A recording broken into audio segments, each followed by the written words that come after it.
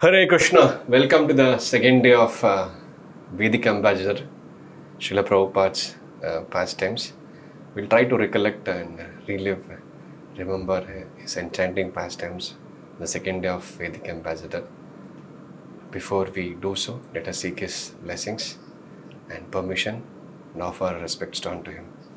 Namo Vishnupadaya Krishna Preshtaya Bhutale Srimate Bhakti Vedanta Swaminiti Namine Namaste Saraswate Deve Gauravani Pracharine Nirvishesha Shunyavadi Paschat Deshatarine Jaya Shri Krishna Chaitanya Prabhu Nityananda Shri Advaita Gadadhara Shri Vasadi Gaura Bhaktavranda Hare Krishna Krishna Krishna Hare Hare Hare Rama Rama Rama Hare Hare.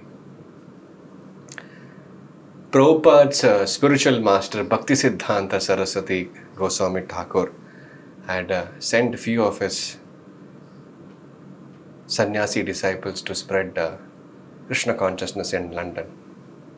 But unfortunately, they couldn't be successful in their endeavors. Now Prabhupada had sent 3 grihasthas to start a center in London, and that was very special. 3 couples, they had gone to London to start this program of spreading Krishna consciousness movement there in London. First, one couple went, they had some money, they pitched in together and they went to London. They opened an account there and showed that they have this money. Of course, before only they have to show all these things. And then after that, they transfer that money back to San Francisco. And another couple came to London. They repeated the same thing. Again transferred the money.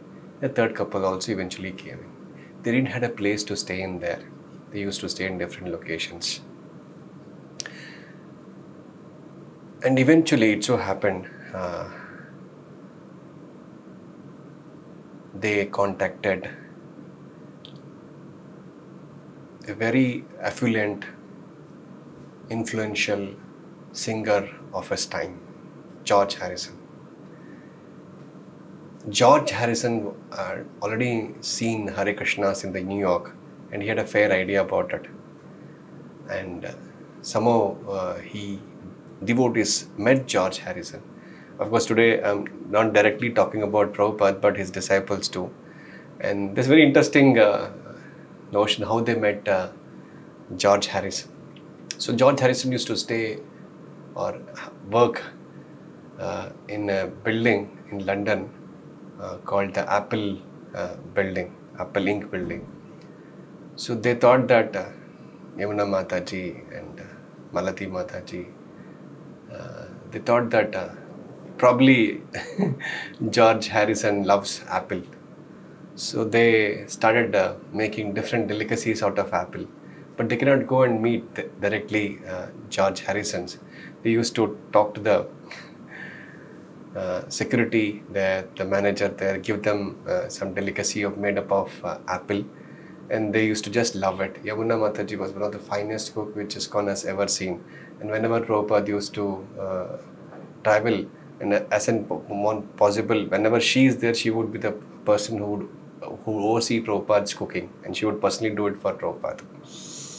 And eventually, from the security to the supervisor to the manager to the main person, and finally that prasadam reached even George Harrison.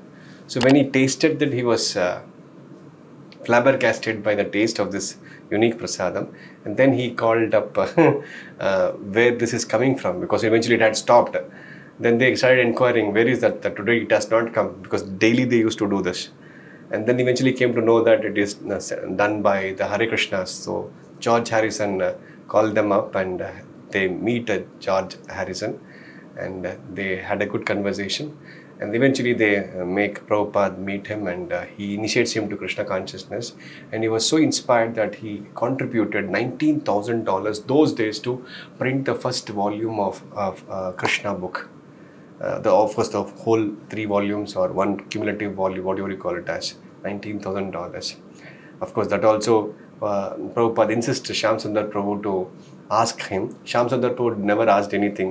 He just wanted to maintain a good relationship with George Harrison. But since Prabhupada asked him to do so, he expressed, and eventually he agreed also. And in fact, in Krishna book, in the preface, there's a note written by George Harrison. All you need is love, George Harrison. One of the greatest greatest band ever, Beatles, George Harrison and other three, Paul McCartney, another two, I don't remember the names. So they are one of the finest bands, and they sang for Prabhupada. In fact, Govinda Madipurusham was sung by Govinda Das. He was compiled by George Harrison. The music was given by that. He also had many other compilations, which was a chartbuster hit in both UK and US musical list. So this is how about George Harrison. And Prabhupada could influence one of the finest celebrities of those times. And not only them, there was another beautiful pastime which I want to narrate. It was in France probably. There used to be a drug addict whose name is named, devotee is named as a pig pen. So he used to be always on high, and he used to always come to the centers, ask for food and eat, and loiter there. And the devotees used to shoo him away.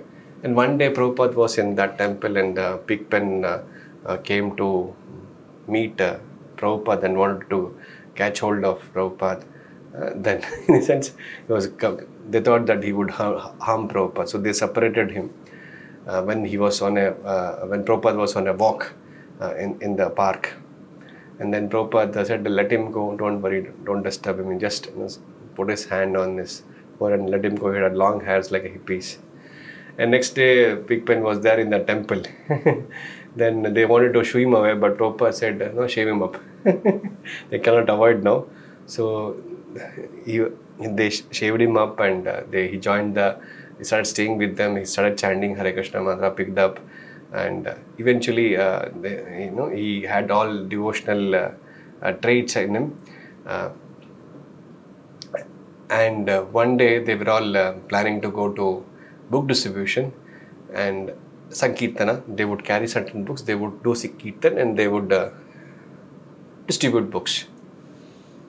And Pigpen was right in front of the vehicle, and not only that, he got into the vehicle, he was sitting next to the driver, and all of them were shocked. They didn't want him to come along with the Sankirtan. What he would do, he was just naive and still raw and amateur. But he insisted, "I want to go to Sankirtan, I want to do Prabhupada's book distribution." Then they couldn't say no to his request, not request in that sense, childish boldness or strictness or what you are called.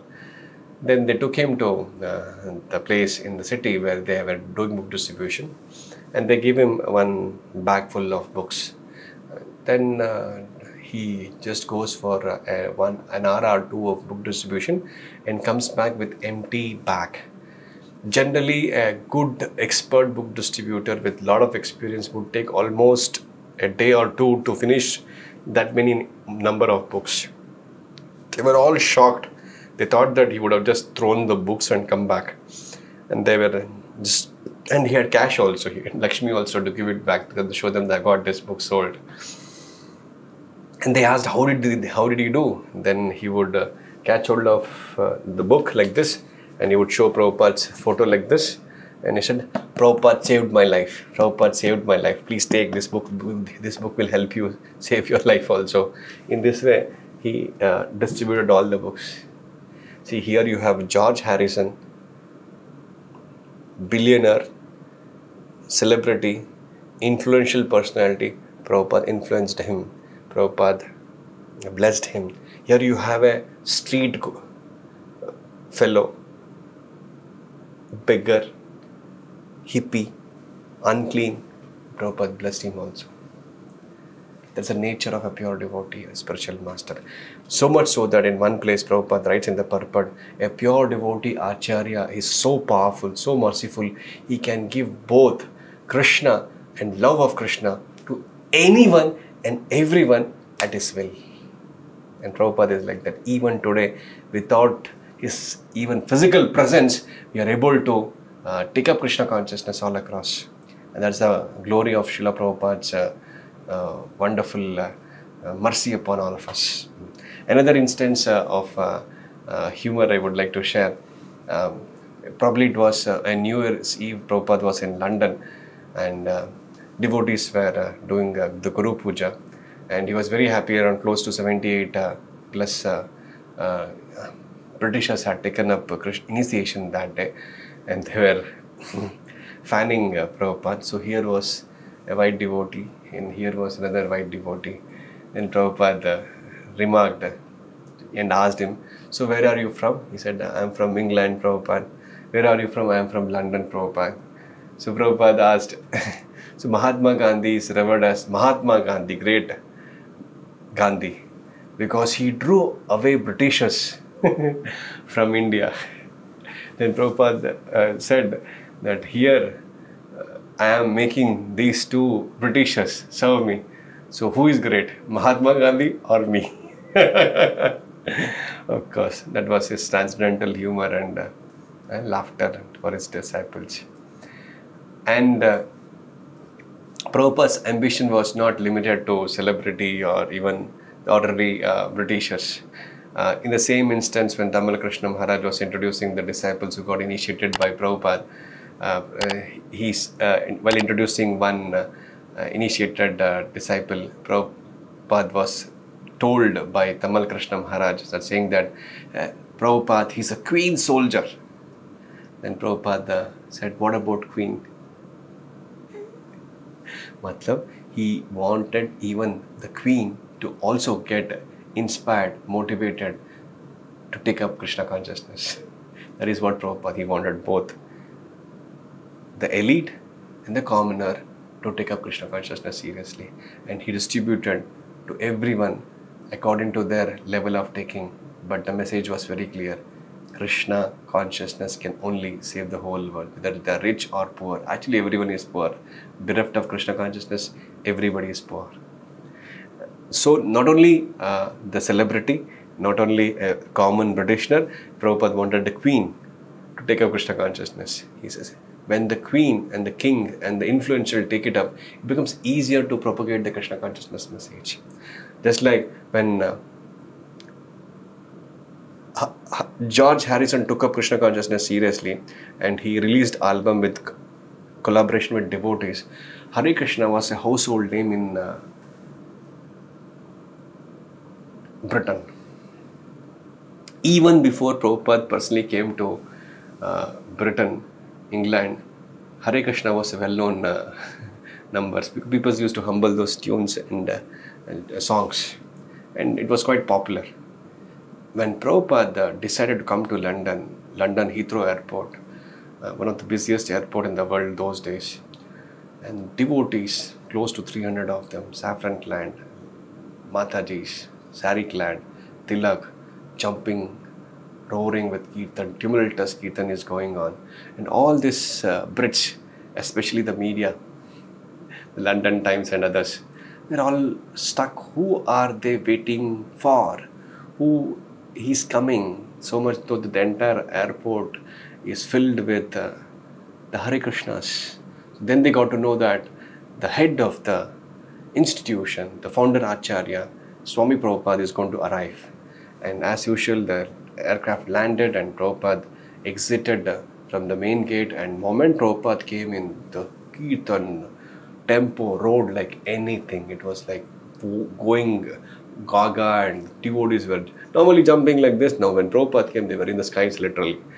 And this Brit media little got annoyed. What? And then they're all American Britishers, and here is an Indian, and Prabhupada is very of a smaller height. They thought some big personality would come, and they say Indian, brown in color, an elderly personality, and all this young Brits and Americans are chanting his names, Prabhupada, Prabhupada, Prabhupada, Jaya Prabhupada.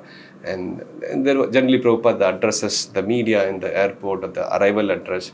So the media personnel kept the mic in front of him and he said, Swami Prabhupada, what is the purpose of your coming to our country? What is your intention of coming? What is the purpose of you coming here? And he says, you Britishers, you English people, you have taken everything from India, but you have forgotten one most important thing. I've come here to give you that. That is Krishna consciousness. He just flowed everything and all devotees and disciples were like, Jai Prabhupada, Jai Prabhupada, Prabhupada, Jai Prabhupada. And as I said, not only George Harrison, the common Britishers, the Queen, and now even a thief. Prabhupada's name was quite popular, and he had visited India after with his dancing white elephants, you would probably say, and his name was all over. And there was a small boy, teenagers, and he was a thief in Mumbai who would steal people in the local trains. And he saw the Back to God magazine when he was eating the groundnuts after purchasing it from the street vendor. And he saw Prabhupada's photo there. And Prabhupada had a valuable, expensive watch in his hand. He thought, if I can go and meet the Swamiji, somehow I'll offer my respects and I will become his devotee and disciples and I'll steal the watch from his hand. So he decided to go to Mumbai. Of course, he was in Mumbai itself, and where Hare Krishna Center was there in that apartment those days. So then he found out that Prabhupada is not in Mumbai. But still he got admitted there, and as usual those days, they engage anyone and everyone who wants to take up Krishna consciousness seriously, or the little interest. So he was also interested. He did some service, was having prasadam there. Eventually, after being regularly there, he also got introduced to Krishna consciousness. He shaved up and he was there with the devotees. But meanwhile, even then, because his intention, he's a thief. He wanted to steal that valuable expensive watch from Prabhupada, and Prabhupada was not coming. Almost 2-3 months got over. He was growing restless, and then he came to know that Prabhupada has come to India and it is in Hyderabad, and devotees, few of them from Mumbai, are traveling to Hyderabad. Now he had his plan, he had his intention, he was determined thief to steal the watch of Swami Prabhupada. So he goes to Hyderabad, he shows his inclination, and he was adamant, mujhe bhi Prabhupada se milna hai. And somehow, just like Big Pen was adamant to go to book distribution, this thief also was adamant to meet Prabhupada to steal the watch from him. And devotees agreed for it. And of course, they didn't know that he was going to steal it. They hardly know that he was a thief also. He thought he's a devotee, chalo, sabko devotee, yaare dekho tare karo Krishna Upadesh. That kind of a mood was there among all devotees those days. So he goes to Hyderabad, he meets Prabhupada and interacts with Prabhupada. Eventually, he realizes what was his thought process and how Prabhupada influenced him. And he said, he confessed to Prabhupada after meeting and realizing his mistake, what he was supposed to do. He said, Prabhupada, Hare Krishna, please forgive me. Actually, I'm a thief. I came to steal your watch there. And Prabhupada smilingly removed that watch and gave it to him. And that devotee is still there in ISKCON, Juhu, elderly gentleman. See how a pure devotee can shower his mercy to anyone and everyone. This is a classical example. A celebrity, queen, common Britishers, a thief. Who not? Prabhupada is ready to give. He can give both Krishna and love of Krishna to anyone and everyone at his will. Because he is not from this material world. Srila Prabhupada is from the spiritual world. And many times he exhibits this or reveals his true identity. One time Prabhupada said that donkey is not in the spiritual world. I've seen all the animals there, but donkey is not there in the spiritual world. You understand what I said? And this is shared by Guru Kripa Maharaj. He was one of the excellent fundraisers for Prabhupada. When no one was giving Lakshmi to Prabhupada for constructing temples in India, he worked tirelessly, traveled all across the globe, somehow collected huge amount of money. And his name is also inscribed in the Krishna Balaram temple in Vrindavan. Guru Kripadas giving some amount.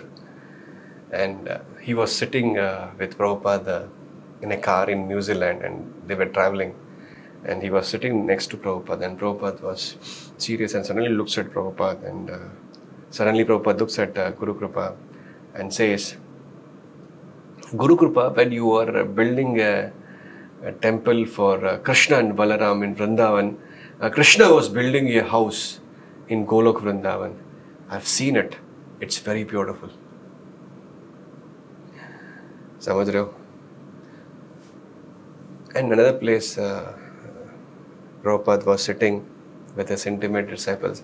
Prabhupada has kept his hands like this, and he was talking to his intimate disciples. And he says, I didn't want to come to this material world. Krishna said me, go. I said, no, Krishna, I'll not go. It's a very horrible place. And Krishna requested the second time, you go there, I'll make all the arrangements. He said, I'll not go to this material world. It's a very obnoxious place. I just want to be here. Then Krishna requested for the third time, and he's requested and he pleaded, you just go, write about me, I'll build you palaces, I'll arrange all the things, men, money, resources, just write about me and come back. When Krishna requested me for the third time, I agreed to come to this material world. So Swami Prabhupada is not an ordinary mortal being. He is a resident of Goloka Vrindavana. He has appeared just to liberate us from this material existence. That is his real blessings. Talking about blessings, I just remembered a past hymn. So Indians are very fond of blessings. So whenever they see a sadhu or a mendicant or a Maharaj, they would fall at feet and Maharaj, आशीर्वाद दीजिए हमारा business अच्छा चल जाए, सारी दुखे दूर हो जाए और हमें खुशी खुशी पैसा कमाए. Generally, that's the fundamental understanding of getting blessings from a saintly person. Or they have some ailments or diseases, they want those ailments or diseases to be cured. That's why they generally in India, or they want to see the Bhavishya. Swamiji, हाथ दे सकते हैं आप? Something like that. So the Prabhupada was traveling in India in train, and the Prabhupada was in first class compartment, and the disciples knew that the Indians would be very fond of meeting Prabhupada and taking blessings. So they were guarding the door, and nobody could just sneak in and take blessings of Prabhupada or disturb Prabhupada unnecessarily. But there were two Indians there who knew that Prabhupada is popular and very exalted, famous Swamiji. And he has got Western disciples also. They just want to go and take blessings there. And they were consistently, insisting, but Prabhupada's disciples were not allowing them to enter. So looking at the commotion and other things, they said, okay, don't go, allow them. So they came in and they sat in front of Prabhupada. They offered their respects in their own way. And Swamiji, blessings chahiye, Ashirwad chahiye. So Prabhupada said, you know what is my blessings? If you want, I can give you. He looked at all his disciples. They are all sitting next to him. So this is my blessings. If you want, I can give you also. Then both Indians nahi chahiye humko, Hare Krishna bol ke nikal gaye. But actually, real blessing is that to give Krishna consciousness. What else can be blessings? Whatever opulence, money, richness, you are there. It's in the jail. You may be getting that, and you may be comfortable, relatively comfortable in the jail. But jail is meant for giving you punishments. And in this, every life, you go from one compartment to another compartment, one species to another species, being in the jail. The purpose and goal of life is to get out of the jail. And that is possible when we take shelter of a pure devotee, Acharya, who descend from the spiritual world, who will take us back home, back to God, who know the Prabhupada writes to let us to great politicians of those times in 50s and 60s. He wrote letter to Mahatma Gandhi, Jawaharlal Nehru, Sardar Patel and many others in the government, who requesting them to understand the seriousness of Krishna consciousness and not to imitate the West and give importance to Krishna consciousness and support his idea. And he writes there, I got a hint how to go back home, back to Godhead. And if government supports, this can be a message, can be shared and everyone can be benefited. But nobody heeded. Neither the politicians of those times and neither the rich men and neither people, common people who had a lot of sons and children, nobody supported them. But still single-handedly, Prabhupada, keeping his spiritual master's instructions in his heart, went on to preach again and again and again. He never got tired. And Prabhupada used to be, once Prabhupada was watching magic, because Prabhupada's magic it is, that we are here today, you are hearing me and hearing the glories of Prabhupada. And Prabhupada had attended P.C. Sarkar's magic, and he showed a lot of magics and asked Prabhupada to also show some magic. So Prabhupada also took up the challenge and he came and he was on the stage and pointing out his disciples. And see, he showed with the scale, he showed, see, this is my magic. Can you do this magic? I said, I cannot do this magic. I can do only this type of magic. This magic only you can do, Prabhupada. I can take their Janma, Mrityu, Jaravadis, take them out of the cycle of Janma, Mrityu, Jaravadi. I can take all their karma and liberate them. This is a real magic which Prabhupada can do. All we have to do is follow his instruction of chanting 16 rounds and follow the 4 regulative principles. If Prabhupada had not come, there would have been no hope for us. In fact, recently I came across a video where one Mataji was reading it out, how in 1965 September, on the very same day, because very same day there was a Cold War situation and all the missiles from America had been ready, docked up, both Russia and America. Any moment the order was supposed to be given and they have to press the button and the missiles would be released. And the very same day it was supposed to be released, Prabhupada landed and somehow they got the order not to release the missiles. That's how the landing of Prabhupada in United States has such a wonderful impact. Often Prabhupada said, it is proving to be true, wherein Prabhupada says, our Krishna consciousness movement will be remembered in the history of mankind for saving the mankind from going to hell. With this note, I stop. Thank you so much. Hare Krishna. Srila Prabhupada ki Jai.